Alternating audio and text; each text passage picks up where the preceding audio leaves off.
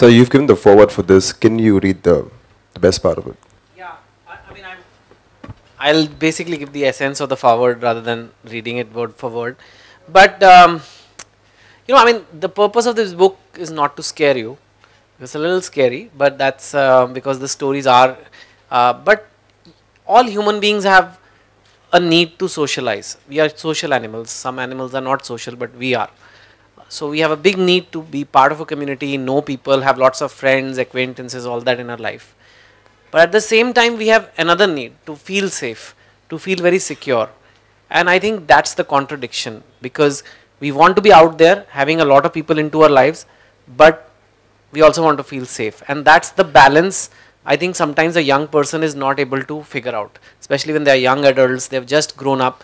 So, you may have a girl who's like, oh, he's just my friend, and everybody who laughs with her is a friend, or it's a guy who could trust somebody like that. But balancing that safety versus the need to socialize, that's the essence of, where the aim is to make sure youngsters try to make the right call. The signs are always there, and that's what it's all about.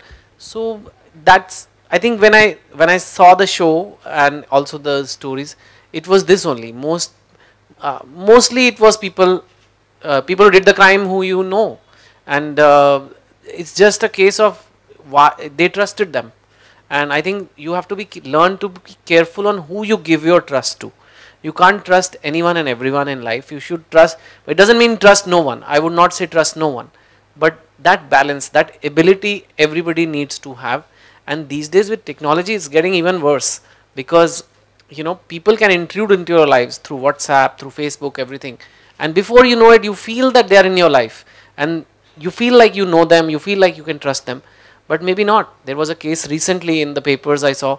19 days a girl had known a guy in Bangalore, and a proper, like, she worked in a software company, the guy also worked in software. He came and he murdered her and left, and it was just bizarre. And otherwise, without Facebook, this would have not happened.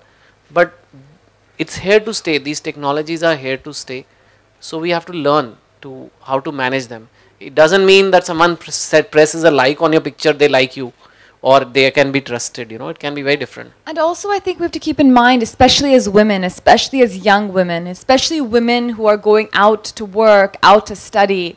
It's not like the olden days where, I remember my mother or my grandmother, she never left home without someone, like her brother, her father, someone going with her.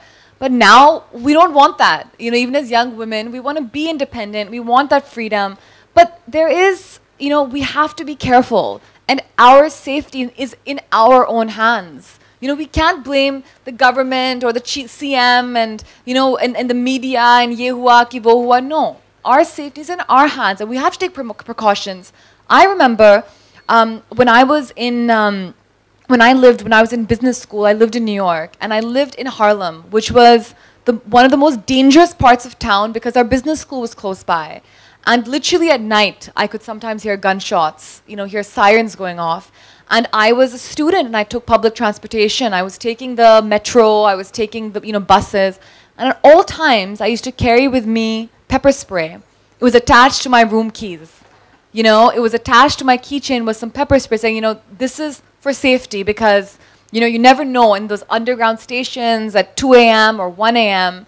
And you have to be careful. Like, even I live in Delhi, and I feel ashamed to say this, but after 9 p.m. in Delhi, I don't take taxis. I even try not to go out on the streets. If I'm going out for a walk or something, I make sure my phone is fully charged. I make sure someone knows where I'm going. So these are things that we have to, and when we're young, we think we're invincible. We really think that nothing or no one can harm us.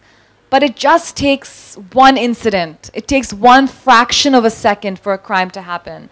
So I really think, especially as young women, we have to protect first and foremost ourselves. And that is the message that this book is trying to impart.